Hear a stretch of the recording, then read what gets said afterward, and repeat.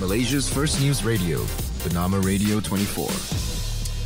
812 Live, Bernama Radio 24. Thank you very much for joining us or for staying with us. And at the lounge this evening, we talk about Get Hard Stand Up. It's a show put together by Dr Jason Leong. He's a local stand-up comedian. Most of us know him. He's also joined by Rishi Budhrani from Singapore, who's another stand-up comedian. We'll be joining him on the show, which is happening from the 28th till the 30th of November 2013. Go check it out. In the meantime, Dr Jason. How are you, Jason? I'm feeling very good. Thank you for having us here. The last time you stepped into the studio, it was about a year ago, circa a year and a half ago.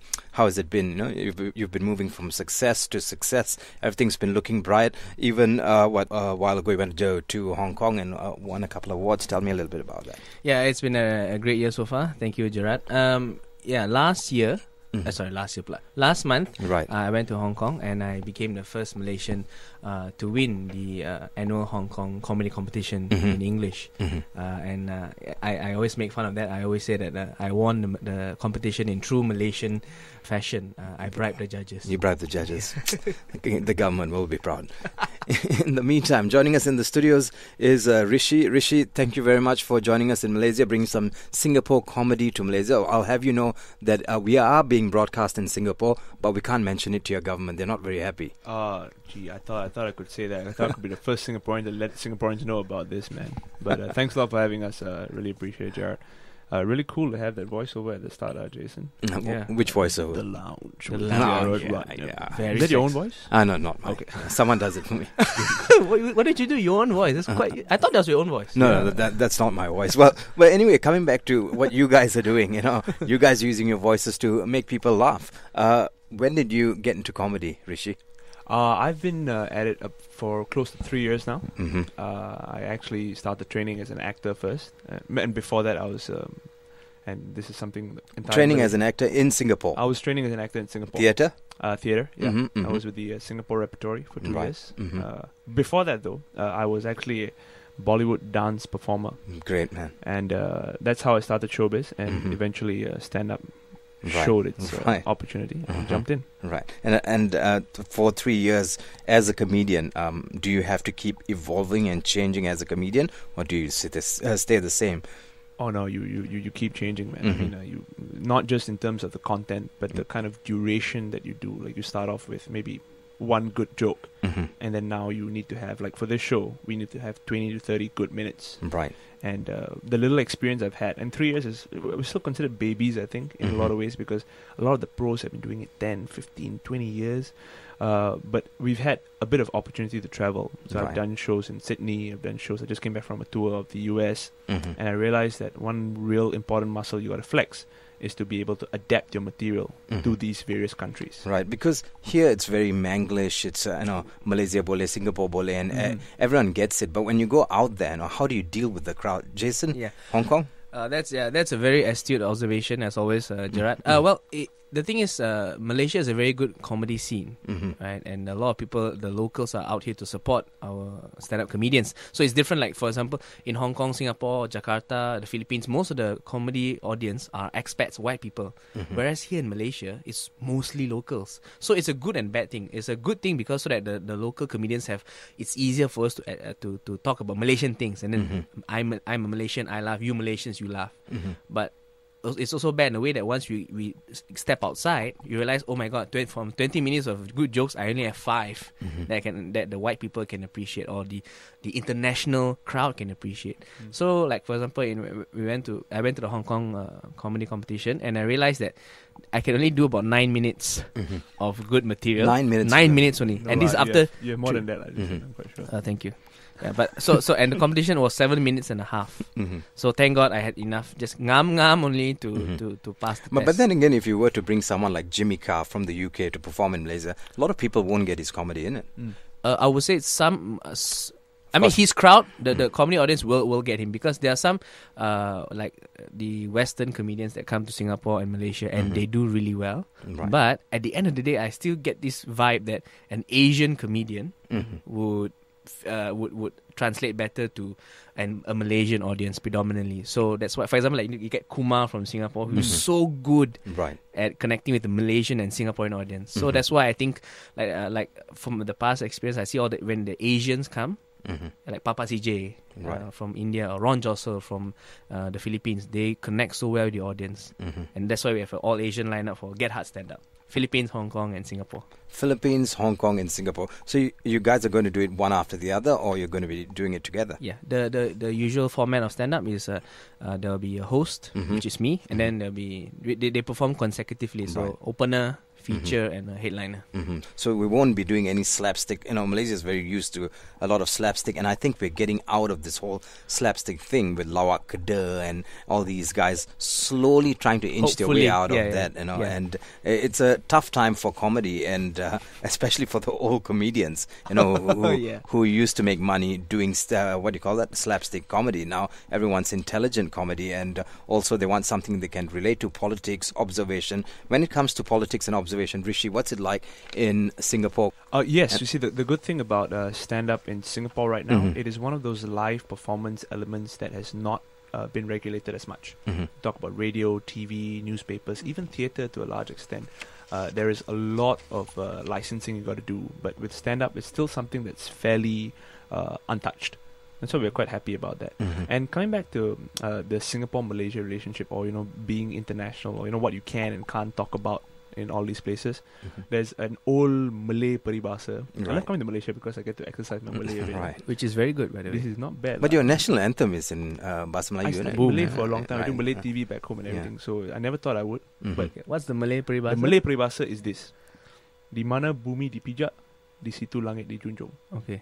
So that's why we were talking about it in the car earlier. When we come to Malaysia, and Jason is guiding us along a little bit. Like, I travel to Malaysia quite a bit to do shows, but maybe some of the others don't come as often.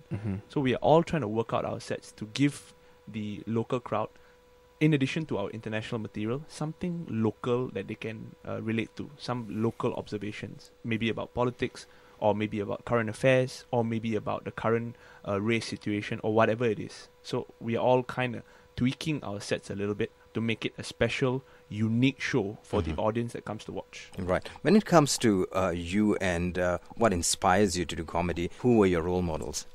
The first ever comedian I watched about maybe 10, 11 years ago was actually Eddie Murphy. Eddie Murphy, yeah. Right. Yeah, I didn't know back then. Delirious and I Raw. watched Raw first, and then I watched Delirious. I didn't know back then, but because nobody grows up thinking, "Oh, I'm gonna be a comedian when I grow up." You tell your parents, they slap you one time. Parents will kill you. Yeah, They're like, "Are you joking?" Well, that's the point. that's the whole point. Yeah, and then after that, I started watching Russell Peters.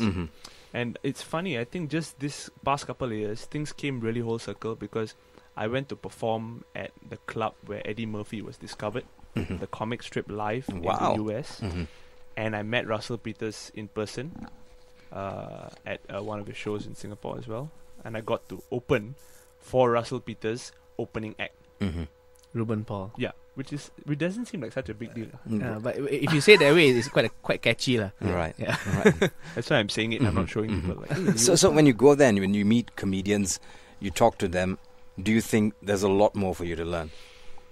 a lot, yeah. I mean, you can learn a lot by watching them live. That's one big thing, because watching them on YouTube is one aspect of it. It's a good introduction, but when you watch someone who has done it for so long live, and if you watch them repeatedly, you are very lucky, because you see how they use one same joke differently in different crowds. Right. You know, now everyone is expected to crack jokes, whether you're doing a morning show or you're emceeing. You know, it is a must that you crack jokes. So someone just got in touch with me and said, we want you to do a launch of something. Can you do some jokes? I said, sorry, you know, I'll leave that to the professionals. Yeah, and I think it's best left that way, because in Malaysia, I don't know what it's like in Singapore, but if you listen to every morning show in Malaysia, everyone is trying to sound funny. They're trying really hard to crack a joke, and nothing seems to work. Why don't we give comedians a slot to do it on radio or morning TV? I mean, you have any openings? Just give me a call. Jason, why do you, okay, Carvin's on Red now. Right. Okay, he's made his way to radio. What about the other comedians? Well, I think the problem with having comedians on radio in Malaysia is that because comedy is it can be a very edgy subject. It can be a very dangerous subject. So sometimes I think the radio stations are a bit abhorrent to have that kind of risk at their radio stations. Right. But look, thinking back, so there were times when remember back in the day we had say Yasmin Yusof who was funny yet she wasn't so. But she's back on radio, and I think potatoes don't boil twice, lah. Yeah. Yeah. But I think that one of the key things is if you don't try too hard to be funny, you can be funnier. I think things have changed from the time we used to look at morning show DJs for some humor. Those times are gone because we've got you guys now, and there's quite a few of you guys doing it with Patrick and Harit and you and Kevin and Andrew, and the list goes on. So with all you guys here, and I know all the radio stations play a part in giving you all slots to talk about what you guys are doing, and I think they're doing a fantastic job on that end. But when it comes to the future of comedy in Malaysia, it's always hard knowing that everyone's now wanting to go up to an open mic night and try to start their own thing. What's the market like? The market for stand-up comedy. Yeah. Well, the market for stand-up comedy, I think, is booming, and certainly the past year has been it's going. I feel it's going to explode. You know what I mean? But your point about other people wanting to do stand-up comedy, I just made this observation a few days ago. Perhaps now there is a trend of people who who want to market themselves as comedians, right? But if they don't go to open mic shows and try to write their own material and do their own jokes and see how it goes, then they'll never be really, really comedians, because comedy is probably the only art form where you have to you have to fail in front of the audience to become better. Right. Because if you sing a song, it's a scary thought, unnerving, man. If you're a singer, a singer, actor, dancer, you practice and rehearse backstage, cow until you cannot fail. Right. And that's being a professional performer. But stand-up comedy, you cannot rehearse. You have to go on stage and live or die by your material. And the feeling is that no matter how good you are as a comedian, if you write a new joke, you can never know 100% that joke is going to work until it just comes out of the mouth and you see the audience laugh. Right. And that's why I think a lot of nowadays a lot of, I would say 1 or 2 celebrities are coming out and want to do stand-up comedy. But until they fail, then only they can succeed. Right. When it comes to telling a joke in front of the audience, there's also technicalities to it. There's the setup, and then there comes the punchline. So you try it in your head, but you'll never know unless you get out there. But of course, doing it for many years, like you've been doing it for 3 years plus, Rishi, I'm sure when you try it in your head, I think people are going to laugh at this. You think. you kind of have an idea. The more you do, the more you have an idea. Right. But again, like Jason said, I echo his thoughts completely. You can never be absolutely sure. You can have a rough plan in mind, but you can only have a thought planted, and then you might go out and surprise yourself. It might work much better than you expected, or it might work worse than you expected. It's even common for it to work differently in different rooms. Like in this room, oh my god, bro, did you see that? Right. Wow, perfect joke. I'm gonna do it the same way, the same rhythm, the same words, the same intonation tomorrow at that room. Die. Same room. Right. Just a slightly different crowd. Gone. Okay, saying if you're doing 15 minutes or 30 minutes for an annual dinner, right? Do you ask about the demographics or who would be? Yes. Of course. Yeah. Isn't that important? That's the one thing I learned from Douglas Lim. He does not know this, but I consider him a good mentor. Right. Because most of now he does. most of the work is done before the show. He'll get his minions to ask the clients, right? Okay, how many people? What's the demographic? Are these bosses or staff? Are these people coming with their wives? Are they what level of what level is it the technician or is it the accountants, the lawyers? Have they had comedy last year? Who did they have? Was he good? Did they enjoy that? Can I push the envelope? Exactly. So he does his background work. And any VIPs, any VIPs that I cannot make fun of, or any VIPs that I can make fun of. So all this, and then he gets, because he's got a vast library of jokes here. Taylor. Okay, this and boom.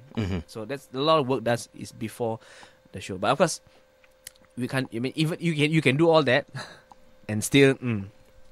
you increase your chances of doing well. Yeah. Right. It's a gamble. Right. Yeah. We're going to take a short break, and when we come back, we're going to find out more about Get Hard Stand Up. Also, we're going to find out a little bit about Comedy Cow Cow and how that's faring. We're talking to Rishi Budhrani and our very own Dr. Jason Leong. 812 Live, Bernama Radio 24. Stay with us. Thank you very much, Timothy Tia, teaching us to be better Malaysians. 812 Live, Bernama Radio 24. Welcome back to the lounge. We're speaking to Rishi Budhrani from Singapore and Dr. Jason Leong. You've got a show coming up. It's called Get Hard Stand Up. Who came up with the name? Well, Something to do with Bob Marley? yeah, no, that's a good idea for a song. Right. It's made in collaboration with Pfizer. They're giving us a special education grant. They Right. recently came out with Education grant. Yeah. And what are you going to be educated about? well, Right. you'll Oh, see. But yeah. it's they had a survey, a campaign called Get Hard, the Get Hard campaign, which aims to create awareness about erectile dysfunction among men, and because it's getting to be a younger disease, because Right. younger men have reported symptoms of erectile dysfunction. So since they came out Get Hard campaign, so I'll just play along with it and go Get Hard, stand up. Mhm. You know, which Okay. is- yeah, so play. it's a kind of a campaign to, and you Yeah. need funding for something like this. Yeah. So it's going to be on 28 and 29, 2 nights on it. No, it's 28th, Mhm. 29th, 30th November. Thursday, Friday, Saturday. At PJ Life Arts, Jaya 1. And because thanks to the generous people of Pfizer, the tickets are priced too cheap. For the standards of Rishi Budhrani from Singapore, GB Labrador from Philippines, and Vivek Mahbubani from Hong Kong. These guys are absolutely funny, and that's why I bring them out from outside KL into KL. They're all like how shall I say, headliners in their own country lah, and they are sharing the stage for the first time ever in Right. KL. It's going to be fantastic. Tell us a little bit about this Labrador personality. This Labrador, he's not a dog, but GB Labrador, Gerard Benedict Labrador. Right. He performed in Malaysia for a few times now. He has performed in Penang, PJ, and Sabah, and he's absolutely the crowd favorite. Right. His style of humor is very self-depreciating humor because he looks very ugly. And Right. he's like a pervert. Like he's a mustache. So He doesn't look, he is ugly. You lah. know, so his style is so funny, and it's Right. his material is so accessible. Like, I can imagine him doing the same set in the US, in Singapore, or in UK, and people will love him. And he's one of the people like where, like, as a comedy fan, I want all your listeners and all the comedy fans to come was just to experience GB Labrador. Right, Yeah, right. he's amazing. And before we come back to this, talking about the Get Hard Stand Up and a campaign, It's a comedy show. let's talk about your Comedy Cow Cow. Right. Thank you. Comedy Cow Cow is a monthly comedy show which happens every second Thursday at the B Publica, Jaya 1. And this show mainly has three main goals lah. Number one is to have a regular night for our comedians to perform and hone their craft. Number two is to have like a platform for young open mic acts, to just newcomers to come on the scene and try new material and also bring up their name lah. And thirdly is a opportunity to bring the best international comedians to our shows for a very cheap price of 20 ringgit again. Like, for example, last month we had Danny Boy from Scotland, we had Sheng Wang from the US, and Imran Yusuf from the UK sharing the stage together with Paul Ogata from the US. So it's a great show, and this is probably happening right now as your listeners are listening to this. On the November 14th, our Comedy Cow Cow show, which is featuring Riza Van Gazel, Papi Zek, and Faka Faz from Singapore, we are doing a charity show where all proceeds will go towards aiding the relief efforts in Philippines, which has been recently hit by the Haiyan super typhoon. So all monies collected there will be sent to... Even the ticket sales, everything will be sent to probably one of the charitable bodies. We have not decided yet. It's been a last minute thing, but the response has been really great. It's making its way around Facebook and social media, so we're expecting a really huge turnout for that show.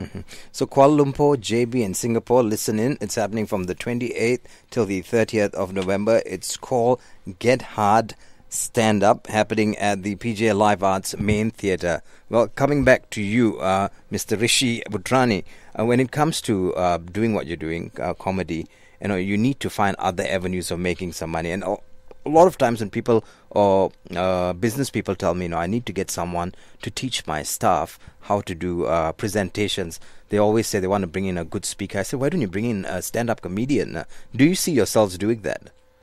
Actually, it's funny you ask that, because that is what I do in the day. I do corporate training. Right. I'm actually a certified laughter yoga instructor. Certified laughter yoga instructor. And how does this certified laughing and yoga work? It's quite exciting. It's a combination of laughter exercises and yogic breathing techniques. And couple that with the fact that I do comedy now. So I go into corporates and I do a signature program back in Singapore called Laugh and the World Laughs With You. It is a laughter and humor-based motivational workshop. There you go, Kuala Lumpur. If you're looking for something new for your staff, every weekend you're sending them for paintball, this, that, get Rishi to come in and do yoga. Wait, it's called what Laughter again? yoga. Laughter yoga. That's right. So you do that. What about you, Jason? Well, I don't do any of that. Yeah, you do your doctoring in the morning. My medicine is real. I'm working as a medical doctor in Klinik Kesihatan Taman Medan. Does the ministry ever call you up and say, but don't give them ideas. Okay. But they are cool. They have the ministry has much bigger problems to settle. Right. But incidentally, you speak about the ministry, but I think last September I performed for the MMA of Selangor, the Malaysian Medical Association, the Selangor branch. They were nearly deregistered at some point. Yes, they were, not, as in the whole branch. Right. But I performed for the Selangor branch, and the guest of honor was the Minister of Health, himself, and he had a great sense of humor. Right. He laughed at everything I threw at him. So it's good. Like doctors have a sense of humor. So the year's coming to an end. There'll be a lot of shows. What's planned for next year after Get Hard Stand Up? Is there going to be a part 2, part 3? Well, it all depends on the turnout, but so far things are looking great. Tickets are selling quite fast, so hopefully, because Pfizer is a big company, there's a Hong Kong branch, a Singapore branch, so maybe who knows, they might want to do it the same concept in their respective countries lah. In fact, I think the boss from Hong Kong is coming to the show. Right. Next year, I will be going to, because part of winning the competition in Hong Kong is that I get spots to perform in Las Vegas, New York, and Minneapolis. And thanks to Rishi, who has blazed the trail last month, so I roughly know where to go and what to do. So I'm thinking of going there in July, during the fasting month here. Right. So hopefully that's a very exciting thing for me lah. And hopefully next year, this year I think I've managed to do a lot of comedy locally, but next year my goal is probably go abroad and learn more. But it's also about going abroad and learning more and doing more shows to gain more experience. It's like a pilot. You need flying time or good flying hours, and with that you also need time to write your own material. Where do you find the time to do that? And I mean, you've got a lot. Just after the announcement of the budget, Jason, you've got a lot of material. a lot of material. What about you, Rishi? I spend a lot of time not writing. I wish I did more. But we're quite fortunate to have a bit of an open mic scene back in Singapore, just like Malaysia actually. Maybe it's very similar to Malaysia, but with a bit more of an international audience. Right.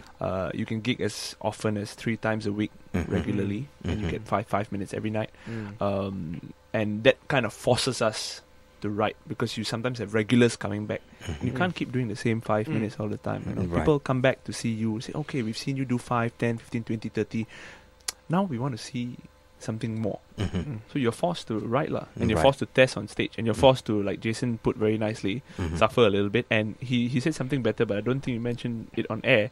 You have to pay your taxes. You have to pay your taxes. You have to pay your tax. I mean, if you want me, you have to pay your dues lah, basically. You have to suffer on stage before you can get really good. Everyone suffers on stage. Right. But when you guys are doing your thing, suffering on stage or making people laugh, it's only happening in urban areas of Malaysia. Penang, yes, KL, JB, or Singapore. Exactly. People in other states always, every time I meet people, when we have shows, when I go for festivals, when I go for the Rainforest Festival, when I go to the Penang World Music Festival, people always say, why do we not have enough comedians come to this place? Yeah, then you should. Yeah, Rishi. Did you just call Singapore an urban part of Malaysia? Sorry. I was talking about the urban part of Malaysia. It's true though. It's Yeah, true, it's right? true. That's that's one of our. Yeah, that's so funny. Yeah. Sorry, back to your question. Right. I Yeah, but apologize. that's again, it's a very good observation. Like for example, I give you a scenario, right? Mhm. When we perform in KL, let's say it's a good show, right? People come, hey Jason, good show, Right. well done. When we go to outside KL, like say Penang, Mm-hmm. Sabah, Mhm. right? Because they don't have a regular comedy scene, so if the show is good, they go, can you please come back again? Right. No, because they are a bit starved for comedy. Mhm. You know what I mean? Whereas They're KL not a is bit starved for comedy. Yeah. So KL is a bit. I mean, it's getting a very mature scene, right? Right. So, but when we go to like say outside, even I perform in Ipoh, Melaka, JB, Kuching, and these people they really love comedy. Right. But I I think think the true test of a Malaysian comedian would be doing the East Coast too. Have you tried? Yeah, East Coast, Sabah, Sarawak. No, that's East Malaysia. East Coast would be Terengganu. Oh, East Coast. Sorry. Oh my Right. God, my geography. Doctor. Sorry. Yeah, I oh, thought Sabah was West Malaysia. Yeah. Right. You tell him what. I tell you a story about Rishi. Okay. Since I just blurted out that I don't know my geography. Right? Rishi once had a gig in Sabah, Right. and he asked the promoter in Sabah, "Can I have an early flight from Kota Kinabalu to Singapore?" The guy says, "No, we don't have an early flight." Then he says, "How much would it cost to take a taxi from Kota Kinabalu to Singapore?" And when he told me that, I just laughed out loud. I nearly died laughing. Really, To be for fair- real. To be fair, it wasn't me asking. Right. It was a client in Singapore who said, "Bro, never mind. You can't get you a flight. You tell me. I'll get you a car or a taxi. You just find out how long it'll take and how much it will cost from KK all the way to Singapore. We'll pay for it." Yeah, I see. Yeah, dude, that's true. Then Rishi then asked how much to take from a taxi to take a taxi from Kota Kinabalu to Singapore. How long? How long? Yeah, it will take quite long, lah, bro. See, that's one thing about you guys. You come up with jokes, I mean, it's very spontaneously. There's a lot of spontaneity in your jokes. But when it comes to writing it, okay, now you've seen something in the radio station. Do you go back and write about it straight away, or do you have a little book that you keep and you write ideas down? Yeah, I do actually. I've got one in the car right now. And Right. I've got my. Stuff comes up all the time. And what's interesting about the spontaneity aspect is that sometimes you do an open mic and you have an idea and you just blurt. You talk to somebody in the audience. It comes and you're like, better write down this one. Straight away go, and that becomes a bit. And then you work on that bit, and then it becomes a longer bit, and then it becomes right to a certain point. And then if you force it some more, then it starts becoming okay, tak boleh already, enough. Yeah. And then it comes back, and that is your joke. That set of words strung together becomes Is a your joke. joke. Here's the great thing of being a stand-up comedian, right? Well, I mean, or someone who does stand-up comedy. It's like, because whenever something bad happens, like say, somebody got hospitalized or there's an accident going on, everyone will react like, oh my god, that's so horrible, oh no. A comedian will go, oh yeah, that's very bad. And then when he goes and he's alone, right? Is there a joke somewhere there? Right. You know what I mean? And then that's the amazing thing. But there's two types of comedians. I've seen a lot of George Carlin's interviews with radios and TVs, and he tends to be not a comedian, then he's a very serious person. Well, I think towards the end, I mean not towards the end, but when he hit mainstream, and he said this himself, George Carlin, once he turned the corner, he decided he didn't want to be an everyman's comedian, make people happy. He wanted to show the world his philosophy, like this is my view of the world. Your laugh or don't laugh, this is how I see the world. And he's more of a philosopher towards the end. He's so great. And recently I read a quote by Joe Rogan, who is the announcer on UFC. He's also a stand-up comedian, and he said there are 3 levels of comedy. First level is you do what you think the audience finds funny. Level 1. Level 2 is you do what you think is funny. And level 3 is you tell the world what you think. This is the world through my eyes, and you see it through my eyes. Right, and so sort of getting your message across too. Correct. Right. To see his mind. So people like Chris Rock, Ricky Gervais, and George Carlin. These people have transcended level 3. They're like, this is how I see the world. This is the point I'm trying to make, and I'm going to make it in a very funny way, and you guys will laugh at it. Right. Rishi, coming back to you, when you talk about comedy, the different styles of comedy, what would be the hardest?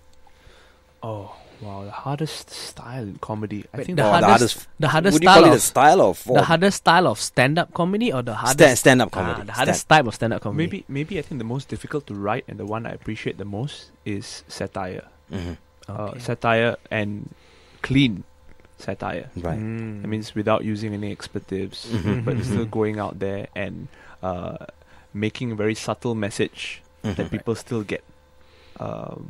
When they spoof or lampoon the current trends, political ideologies and stuff. Yeah, and it's, government of the day. it's probably in line with what Jason was talking about as well. That to be able to let people know your views about the world while making them laugh. Like a lot of people have asked me before, like, hey, Rishi, why do you do stand-up comedy? And I tell them very honestly, because I want more people to like me, But eventually, I hope to reach a stage where that doesn't matter anymore. Right. And I hope to reach level 3, like we're talking about, because comedy is very, very serious business, and the irony in comedy is that nobody takes It is. When I see you guys prepping backstage. Oh, thank you. Yeah. Here's a great quote about stand-up comedy. What is it again? No, but I'm just saying that nobody takes you seriously until you're funny. In comedy. Yeah. Right. That's so true. That's No what- one takes you seriously. Until you're funny. You know what I mean? Yeah. And when you are prepping for a show, sometimes before you get on stage, you've got this vibe, telling Yes. you, look, I don't think it's going to work today. Yeah. And then you just go through. Yeah. Does that happen? Every show. Jeez. Yeah. No, it's serious. Every show, be it open mic, corporate gig, or headlining at a club gig, it's always, this may not work. This may not work. I mean, I think the moment one day when right before a show, I say, I'll just sleep through this. That's the day, and I thought, okay, probably I should stop. Because till then, I will always cough, I'll always vomit, I always butterflies in my stomach. And it keeps me on the edge. So every show. But if it doesn't keep you on the edge, that means it's Exactly, it's there's no pointless. point Yeah. for you doing it anymore. Exactly. Why are you doing it? Yeah. I relate doing stand-up comedy to bungee jumping Right. naked. Bungee jumping naked. You are completely you have put your entire self-esteem in the palms of the audience when you're out there, and you're armed with nothing but a microphone and your thoughts and your words. You are the you are the actor, you are the director, you are the writer, you are the producer, you are everything on stage for those 15-20 minutes, whatever you're doing. Well, it's happening on the 28th, 29th, and 30th of November. It's called Get Hard Stand Up. If I want to find out more about tickets, and or is there a website I can go to purchase tickets at least, or to get more information about the show? Yes. For the show, Get Out Stand Up, once again, 28th, 29th, 30th November, happening at PJ Live Arts. Tickets are only 40 ringgit, too cheap. Featuring Rishi Budhrani from Singapore, GB Labrador from Philippines, and Vivek Mahbubani from Hong Kong. Tickets can be obtained from www.tix.my. If you go on the website, you can choose which date you want and the seats that you want. So it's going to be a really, really, really great show. Tickets are selling really, really fast, so get yours soon. So once again, Kuala Lumpur, JB, Singapore. It's happening at the PJ Live Arts Main Theatre, 28th till the 30th of November. It's the end of the year. You'll have friends coming from overseas. You may want to take them out. Go take them out to watch great comedy. It's happening, like I said before, 28th, 29th, 30th. Your take-home message with regards to the show or with regards to comedy in general, Rishi? I think... Or supporting comedy? Yeah, well, I mean, it's great that Malaysia has such a bustling comedy scene right now. And I think this show, Get Hard Stand Up, will be able to take comedy in Malaysia to a new level. And I really hope you'll come and watch all of us just having a really good time on stage. Dr. Jason, I'm sure you'd like to thank a few people who've helped you put this whole thing together. Yeah, I'd like to thank the good people at Pfizer, Malaysia, for believing in stand-up comedy. I'd like to thank Rishi, Vivek, and GB for trusting me to come all the way and do the show with me. They've given out a lot of gigs just to do this show, so I can't thank them enough. And I'd like to thank Bernama Radio and yourself, Gerard, for having us here. Always a pleasure. I love this radio station. Thank you. Well, once again, if you need more information, log on to www.tix.my. Well, don't forget that it's happening on the 28th and it runs till the 30th of November 2013. It's called Get Hard Stand Up, happening at the PJ Live Arts Main Theatre. This is 812 Live, Bernama Radio 24. Thank you very much.